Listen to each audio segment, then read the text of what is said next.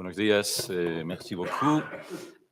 Hoy, lamentándolo mucho, vamos a cambiar de idioma, vamos a pasar del francés que nos acompañó ayer al español en esta Babel que es Ronda.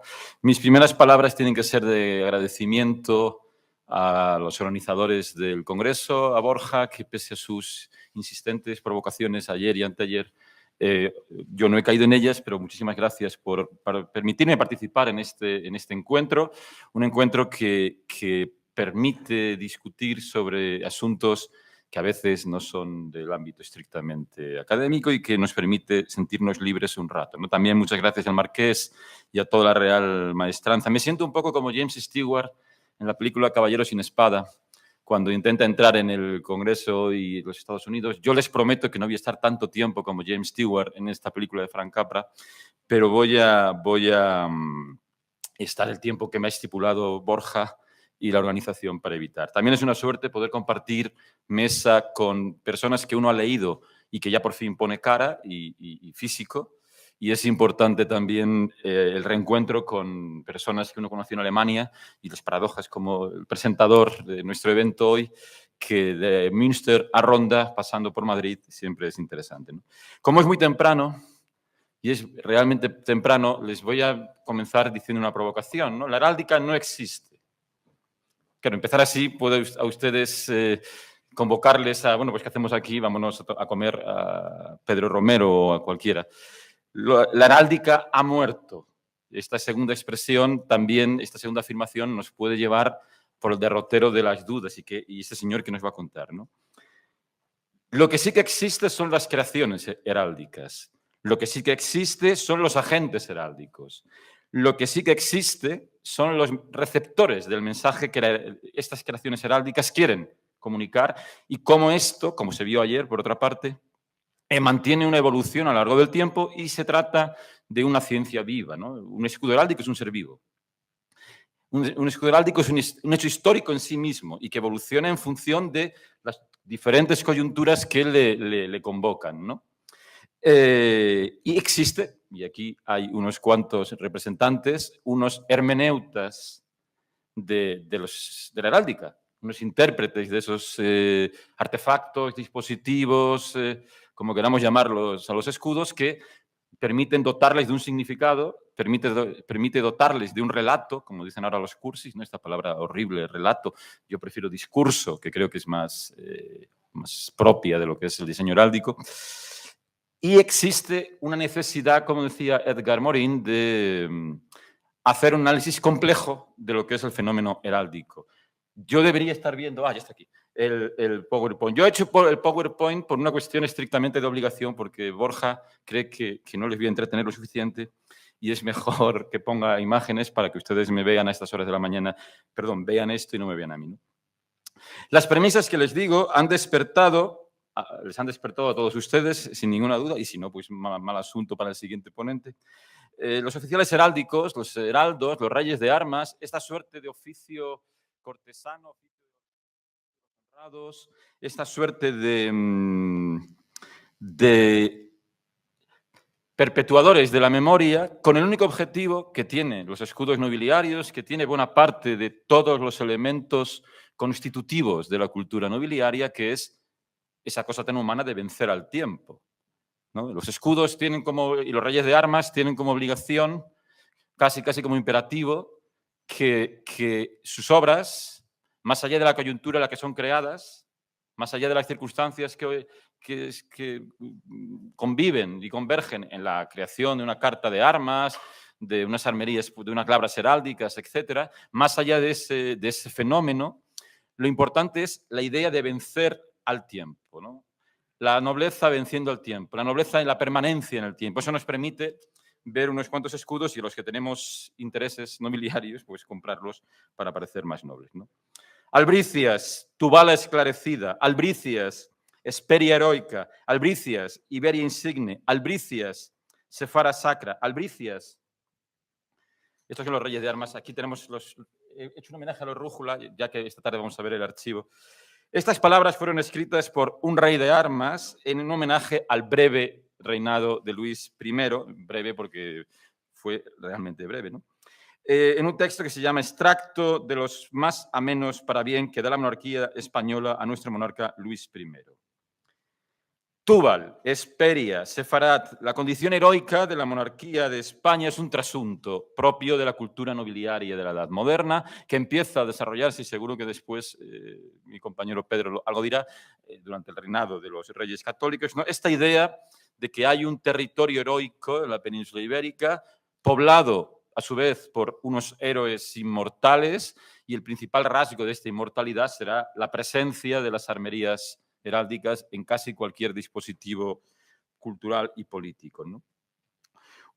Un oficial heráldico, cronista, rey de armas, es convertido por la tradición en defensor y glosador de las glorias de la monarquía, en este caso de la monarquía de España y del resto de estados y monarquías dinásticas europeas, como hemos estado viendo, ¿no? En este papel de glosadores de las gracias y de los honores y de los héroes de la monarquía, tenemos que entender que las sociedades europeas eran sociedades eminentemente heroicas, ¿no? Con un carácter marcadamente homérico, y que eso obligaba y comportaba una necesaria creación de discursos a este particular, ¿no?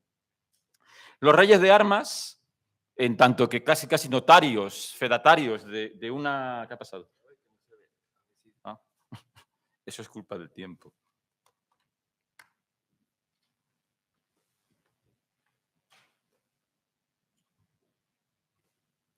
¿Ven cómo el PowerPoint no era bueno? Es mucho mejor ver estos reposteros que realmente son el objeto de nuestra convocatoria aquí. ¿Vas?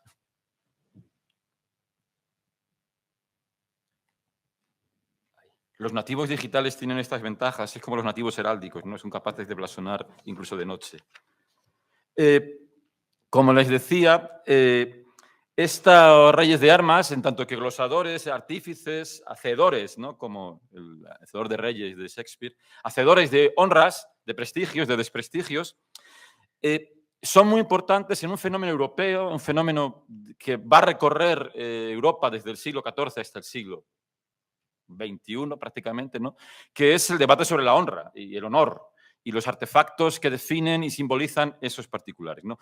Los oficiales heráldicos, por lo tanto, son figuras señeras de dos mundos, aparentemente en conflicto, el mundo de la nobleza y el mundo que recibe todo ese dispositivo visual de lo nobiliario, y que tiene una reacción siempre parecida, de rechazo y de aceptación, casi nunca consensual, y es un fenómeno que tiene, como hemos visto aquí, diferentes variantes europeas y concomitancias propias, ¿no? Los españoles, desgraciadamente, hemos tenido que ver durante los funerales de Isabel de Inglaterra y la coronación de Carlos III cómo los reyes de armas ingleses eran encargados de una parte fundamental del ceremonial, mientras que nosotros no tenemos hoy en día esta suerte de oficio que, sin ninguna duda, tiene mucho, ayudaría, ¿no?, a una monarquía de aparato a ser capaz de venderse más como producto y como imagen de marca, ¿no?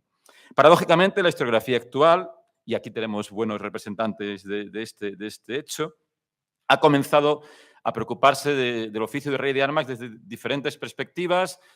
Una, a los reyes de armas como falsificadores y casi cómplices en el delito de la mentira y la infamia y de la construcción de genealogías falsas. Los reyes de armas como notarios de compradores de prestigios. Los reyes de armas como organizadores de fiestas públicas. Y los reyes de armas como agentes del debate sobre el honor, que es lo que yo les intento explicar, ¿no? Se trata, por lo tanto, de un oficio que está muy vinculado a algo que yo creo que es fundamental y que tenemos que cada vez interiorizarlo más, y aquí también hay autores que lo han estudiado, ¿no? Los reyes de armas dentro de la política de las monarquías europeas del siglo XVI, XVII y XVIII, ¿no? Sin esta vinculación entre el oficio y las diferentes evoluciones y consolidación de una monarquía dinástica, un estado dinástico, esa necesaria burocratización de los oficios vinculados al honor, siendo uno de ellos este de rey de armas, creo que sería muy importante. Y aquí quiero, como es muy temprano, podemos ponernos campanudos porque están ustedes todavía muy dormidos, podemos interpretar que un escudo, un blasón, una carta de concesión de reconocimiento de armerías, etcétera. Es una obra de arte. Y como tal obra de arte tiene esto que Walter Benjamin, aquí viene la parte de campanudo, llamaba aura. En torno a ese aura, que es todo el dispositivo de emociones, visiones que esa imagen provoca, como las que nos provoca a nosotros, yo de robar ese repostero y quitarle el aura y llevármelo a mi casa y descontextualizarlo, ¿no? Ese aura es el que va a provocar el conflicto de definición o no definición de lo nobiliario, las armerías son falsas, esa arma no corresponde al apellido tal, estas cuestiones que los heraldistas profesionales todavía hoy en día mantienen, si el gules es más gules o menos gules, en fin, cuestiones que yo no voy a entrar a discutir por tiempo, ¿no? En el fondo, este aura que podemos dotarle al escudo y, por lo tanto, a la labor de los reyes de armas, es una cuestión básica de la distinción social. ¿Cómo somos capaces en las sociedades modernas, en las sociedades de la primera modernidad, cómo somos capaces de discutir sobre la heráldica, ciencia heroica y ciencia heráldica? Esto de ciencia heroica es muy importante, ¿no? La idea, por eso insisto en esta idea, de que este oficio de reyes de armas es un oficio para construir héroes, ¿no? Ya acabo de adelantar la primera de las conclusiones. ¿Cuál fue la función, por lo tanto, de la heráldica en los siglos XV al XIX?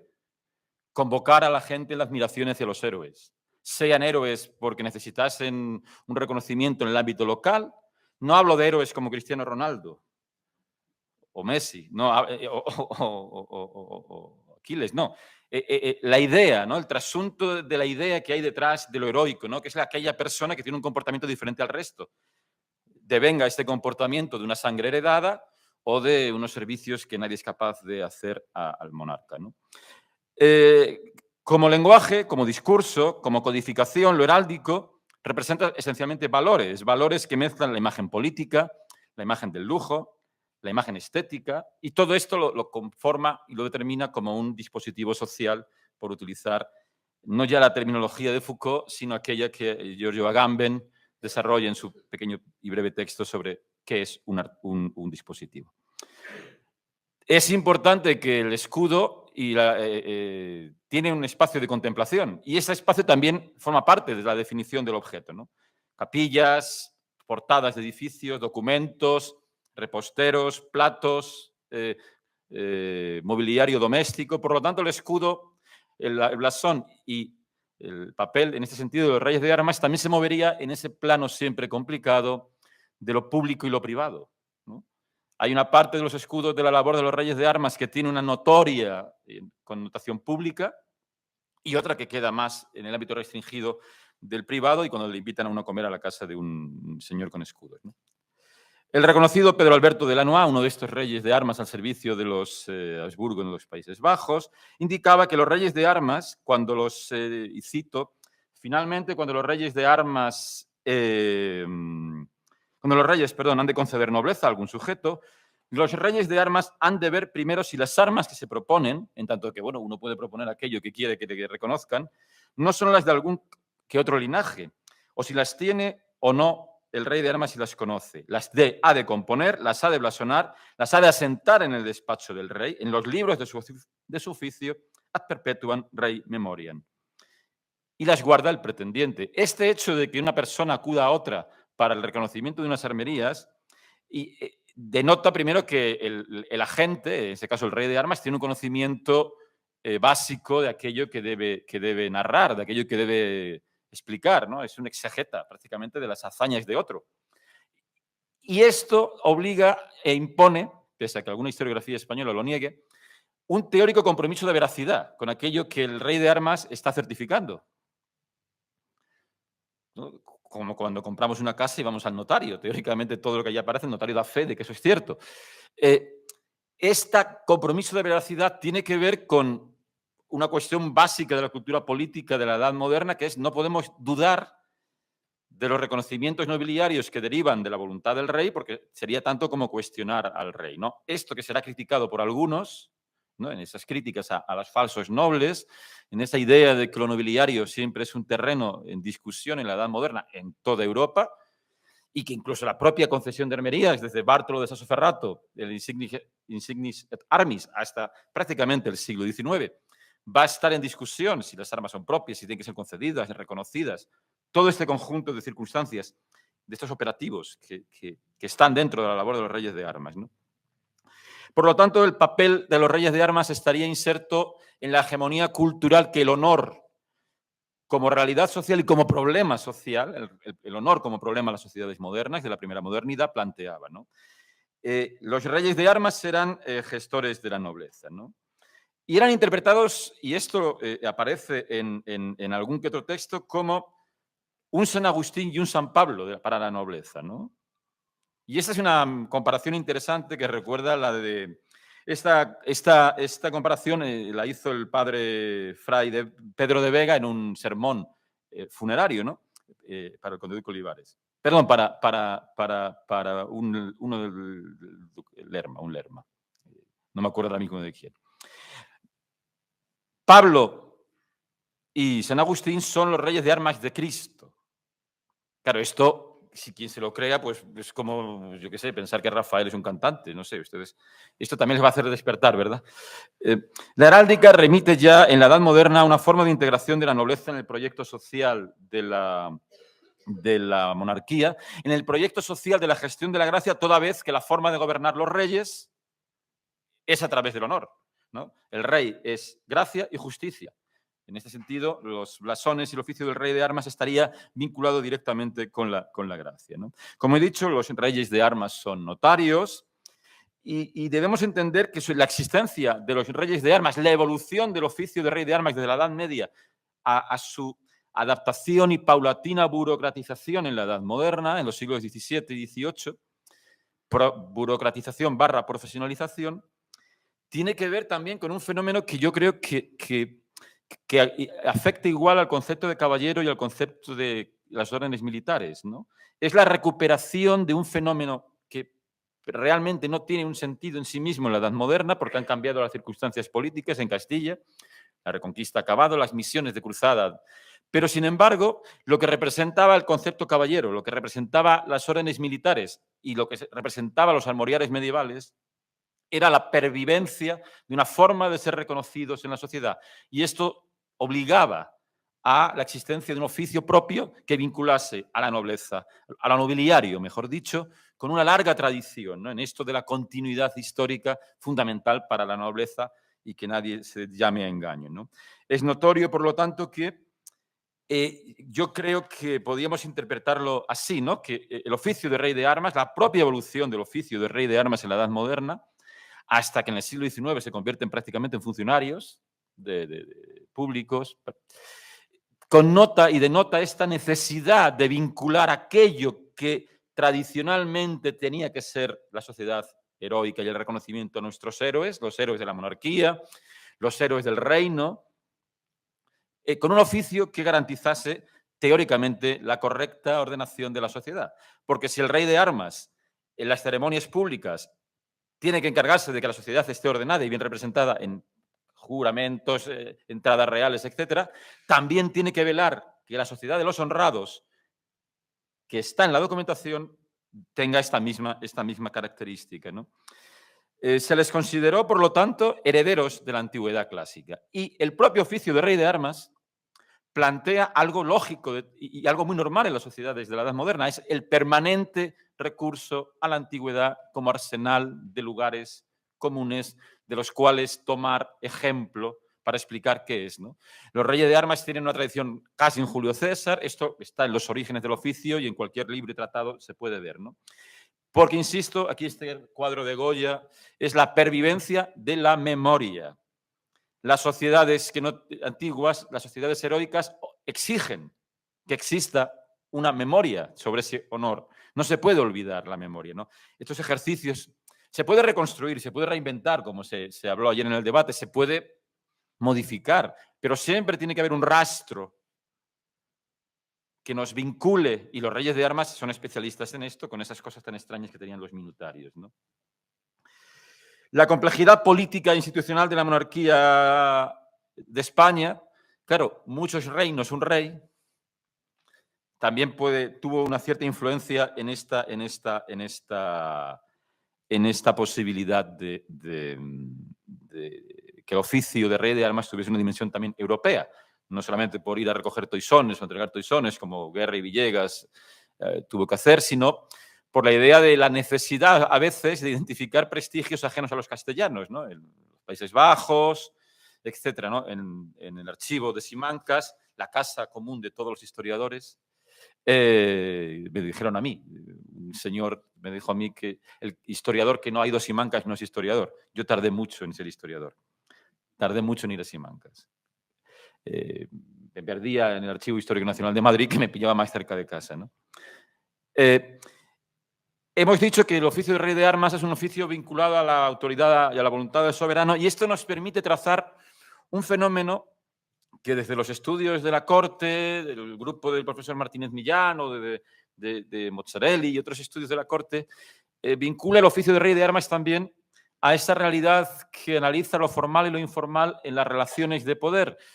El oficio de rey de armas en Castilla, en la monarquía de España, pues es un oficio palatino, que hasta el siglo XVII yo creo que los ejecutores de este oficio no eran las personas más adecuadas, y así ha sido puesto en valor por algunos historiadores.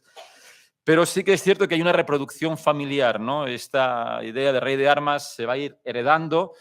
No son dinastías de reyes de armas, pero sí hay una cierta Urbina, Guerra y Villegas, la Rújula, sí va a haber una amplia herencia, lo cual nos habla de esta realidad entre lo formal y lo informal, ¿no? Sería interesante, y lanzo esta propuesta para que alguien haga una tesis doctoral, analizar el papel de los diferentes caballerizos a lo largo en tanto que el oficio de rey de armas estaba vinculado a la caballeriza del rey, los diferentes caballerizos que fueron entre 1600 y 1800 y las relaciones formales e informales que los reyes de armas electos tuvieron durante ese periodo, ¿no? ¿Y cuáles eran estas redes? No les voy a molestar con esto porque no tendría sentido, ¿no? Los reyes de armas, por lo tanto, realizan un trabajo de investigadores, un trabajo de pesquisa en esta documentación que se llaman minutas, que tiene que ver con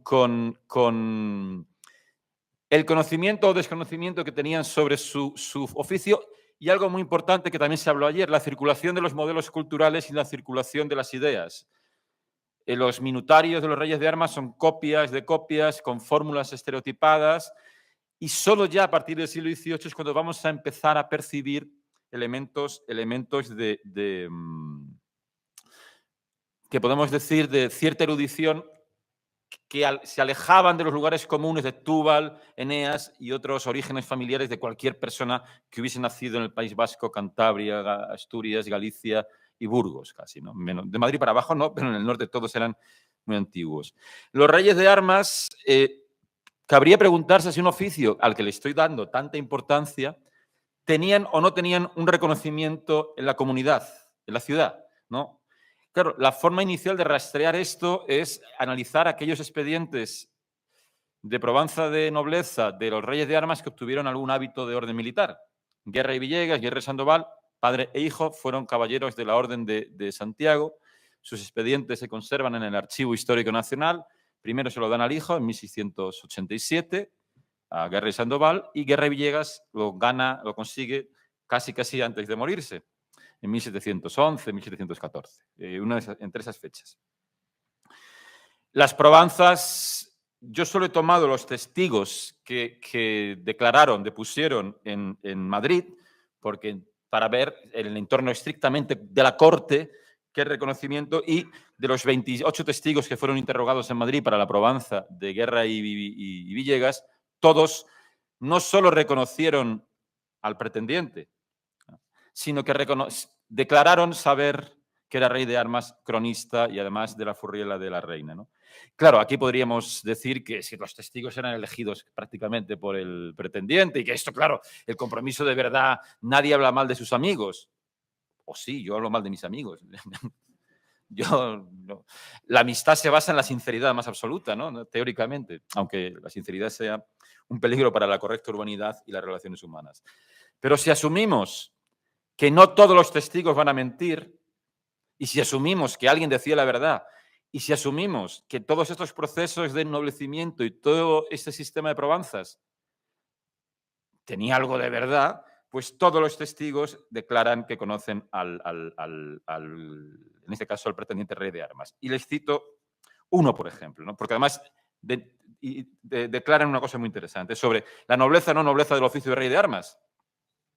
Dice, voy a coger a un señor llamado Francisco Antonio de Acedo, caballero de Santiago, gentil hombre de boca del rey y regidor en la ciudad de Madrid, que declara que tiene 70 años, el rey de armas en este momento, Guerra y Villegas, sabe que el pretendiente es cronista de su majestad, rey de armas y jubilado en el empleo de la furriera de la casa de la reina Nuestra Señora, y que estas ocupaciones, cronista, rey de armas y ayuda de la furriela, son oficios nobles y tenidos por nobles en Castilla. Esto nos retomaría a esas viejas ideas de Menestrier, de Wilson, de Mesía, de que los reyes de armas tenían que no solamente saber de nobleza, sino los propios ser nobles o tener algún tipo de condición heráldica, ¿no? De condición nobiliaria, perdón. De hecho, tenían que sellar con su propio blasón de armas, como evidente manifestación de que solo el que pertenece al grupo puede hablar del grupo, como ayer me indicó en la comida el amigo Borja para quitarme mi hidalguía de privilegio. Que yo quiero adquirirla y que ya hablo aquí en la maestra porque he visto un palacio con un blasón ahí un poco impostado que me ha gustado mucho, es una casa en ruinas y quizá pueda adquirirla por un módico precio.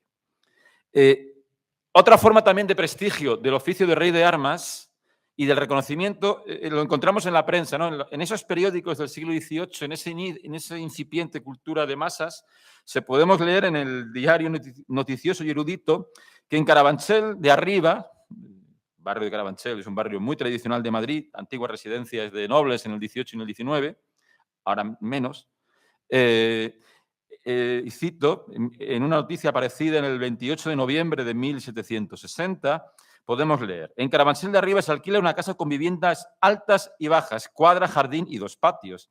Está enfrente de la del señor cura. Para tratar de este negocio acudan a la casa de Francisco Zazo, rey de armas y dueño de la expresa propiedad, que vive enfrente del Colegio de Santo Tomás en la calle Atocha. Era un rico propietario, eran especuladores inmobiliarios casi, ¿no?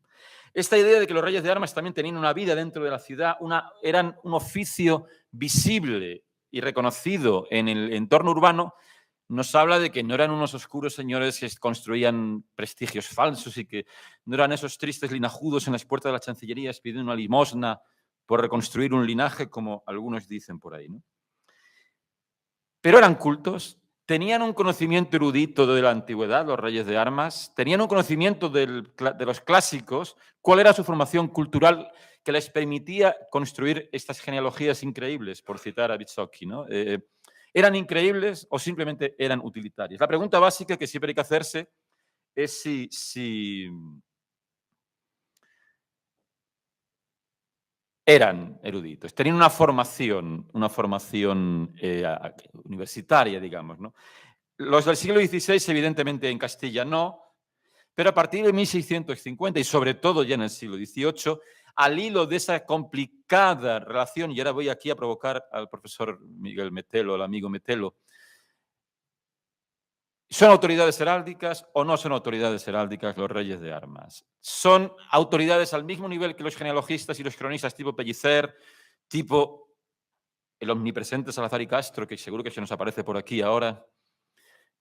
¿Es o no es una autoridad heráldica a ese nivel? Y su prestigio intelectual y su prestigio entre aquellos demandantes de honores está al mismo nivel que el de Pellicer, Salazar y Castro, Uztarroz y otros. Bien, la pregunta es complicada, requeriría un análisis mayor y seguro que luego con Miguel podemos discutir. Lo que sí está claro que unos hacedores de la nación heroica, y aquí adelanto la otra conclusión, nación heroica no en los términos nación del liberalismo del siglo XIX, hablo de nación como conjunto de personas que pertenecen a un reino, pero que en este caso solo les une su condición de nobles, ¿no? En tanto que hacedores de estos honores, en tanto que hacedores de estos prestigios, de estas construcciones sobre la excelencia, sobre la virtud, estos heraldistas son gente que a partir del siglo XVII y sobre todo, insisto, en el XVIII van a ser muy formados. Guerra y Villegas, Guerra y Sandoval manifiestan sobre todo Guerra y Villegas en su discurso sobre el oficio de rey de armas, un conocimiento de los clásicos bastante notorio. No está al nivel ni de Ménestrier ni de Wilson, evidentemente, ni de Sigard, que serían, digamos, el top serían los Cristiano Ronaldo de los reyes de armas europeos, o los Julio Iglesias de los reyes de armas europeos, pero tenía que decirlo.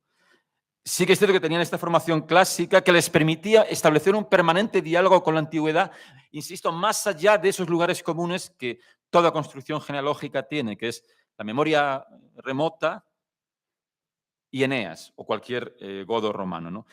Y este conocimiento de los clásicos, este conocimiento, digamos, de Virgilio, de Cicerón, este reconocimiento de Tito Livio, les permite legitimar de manera más fehaciente, por lo tanto, más cercana a la verdad, porque la antigüedad nunca miente, como todos sabemos, los abuelos nunca mienten, les permite reconocer las formas de excelencia en la continuidad histórica, haciendo que cualquier situación ex novo, esos hombres nuevos que decía Cicerón, no sean tan nuevos, sino que simplemente sean el reflejo, el espejo que el tiempo ha colocado en el presente, ¿no?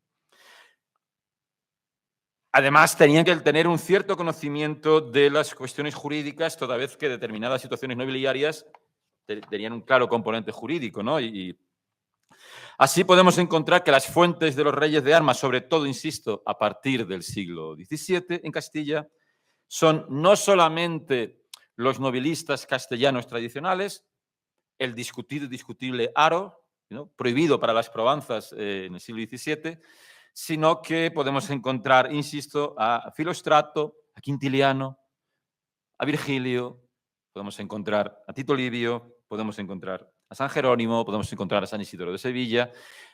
Claro, habría que preguntarse cómo los usan, si realmente los leen o se limitan a reproducir lugares comunes también ellos, a su vez, ¿no? Solo de Guerra y Sandoval decía Salazar y Castro, y como Salazar y Castro es infalible, vamos a darle criterio de autoridad, que el más experto en temas de nobleza, de nobiliaria, era Guerra y Sandoval, que estudió, por otra parte, en el Colegio Imperial en Madrid, y esto le dio cierta formación, ¿no?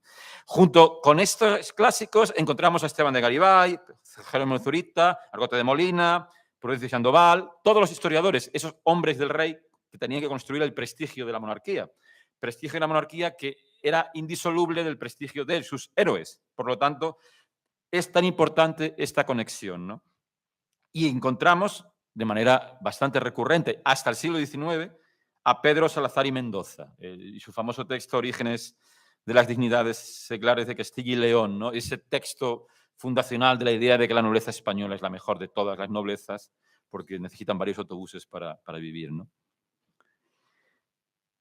Hay, por lo tanto, esta idea de que son personas formadas, que son personas que tenían, sobre todo ya en el siglo XVIII, un conocimiento real de la ciencia heroica.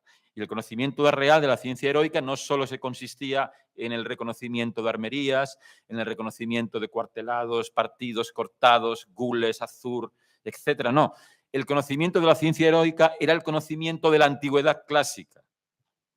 Y esto es un factor que encontramos en todos los reyes oficiales heráldicos, que eran tratadistas a su vez, ¿no? Y que seguro que después también vemos que en la Baja Edad Media esto ocurre. Voy a ir terminando porque no sé cómo va mi tiempo y para no robarle tiempo a Pedro. Gracias. Podemos ver que los reyes de armas castellanos, en general los reyes de armas en toda Europa, en esta idea de que es un oficio europeo que se va a extender más allá de Europa, pero que es un fenómeno cultural estrictamente europeo, tenían que ordenar las insignias. Al ordenar las insignias, están ordenando a las familias del reino, están ordenando a esa nación heroica, ¿no? En el siglo XVII, el imprescindible Juan Baños de Velasco es supuestamente, según dice el profesor Adolfo Carrasco, un estoico, de esos que va a recibir el neoestoicismo en el siglo XVII. Juan Baños de Velasco decía que los elementos básicos que componían la condición de la fama nobiliaria eran calidad, dignidad y méritos. Esto lo decía a la altura de 1678. una edición publicada en Sevilla, del libro Sexta parte de la historia pontifical general y católica de la monarquía. Claro, que los elementos propios de la distinción, perdón, de la condición nobiliaria, sea la calidad sobre la que alguien tiene que deponer, que sea la dignidad, algo que distingue a unos de otros. Unos tienen dignidades, tienen honores, preeminencias, honras, y otros no los tienen. Y la idea del mérito, que es aquella cosa que hacemos porque tenemos un espíritu con natural que nos obliga, nos exige casi a actuar de una manera determinada, esa idea de la virtud que todos llevamos dentro y que es teóricamente la base, nobilitas unica virtus est, ¿no? Los reyes de armas, en esa sociedad, en esa república de hacedores de héroes, que son reyes de armas y cronistas, tienen que tener claro méritos, dignidad y calidad. Por eso es fácil rastrear en la documentación que los reyes de armas redactan, tanto en los minutarios como en el documento ya público, como en las historias que construyen y escriben, estos tres elementos, la calidad, la dignidad y los méritos, en una idea de que todos aquellos que tienen la condición de héroes son aquellos que han franqueado el templo del honor y la virtud, y por lo tanto la sociedad debe reconocérselo, ¿no? Y esto es normal porque todas las personas que poseen armerías, las colocan en cualquier lugar. Este hecho aparece tan importante en un texto que yo creo que no ha sido lo suficientemente estudiado en España, que es Plaza Universal de todas las profesiones, que Cristóbal Suárez de Figueroa mal tradujo del italiano, de la Piazza Universale de tutte le professioni, y que dedica a los reyes de armas y heraldos una parte esencial y dice que los que profesan dividir las insignias y escudos, llamados comúnmente reyes de armas, estos ponen la mira en pintar cosas que contengan algo de heroicidad y grandiosidad, teniendo por infamia y vergüenza traer en las armas bestias, ternera, oveja, cordero, capón, gallina, ganso o alguno de estos animales que por servidumbre no son nobles. Y al contrario, tienen por honrados a las bestias crueles. Aquí ya viene esta cosa del ataque indirecto, ¿no?